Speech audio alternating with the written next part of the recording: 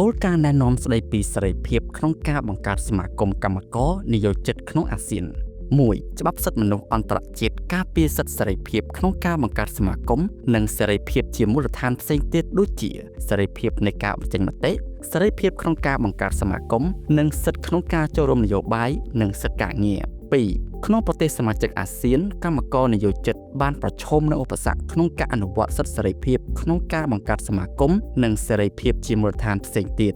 3. កម្មករនិយោជិតមកពីក្រុមដែលងាយរងគ្រោះនិងក្រុមអ្នកដែលគេចាត់ទុកថាមិនសំខាន់ប្រឈមមុខនឹងឧបសគ្គកាន់តែខ្លាំងក្នុងការធានាសិទ្ធិមនុស្សរបស់ពួកគេ 4. សេចក្តីណែនាំស្តីពីសេរីភាពក្នុងការបង្កើតសមាគមកម្មករនិយោជិតក្នុងអាស៊ានផ្ដល់នូវសំណុំនៃគោលការណ៍និងគោលការណ៍ណែនាំសម្រាប់ការអនុវត្តដោយរដ្ឋសមាជិកធុរកិច្ចនិងសង្គមស៊ីវិលនិងកម្មករនិយោជិតក្នុងអាស៊ានដើម្បីធានាការគោរពការការពារនិងការបំពេញសិទ្ធិសេរីភាពក្នុងការបង្កើតសមាគមនិងសិទ្ធិផ្សេងៗទៀត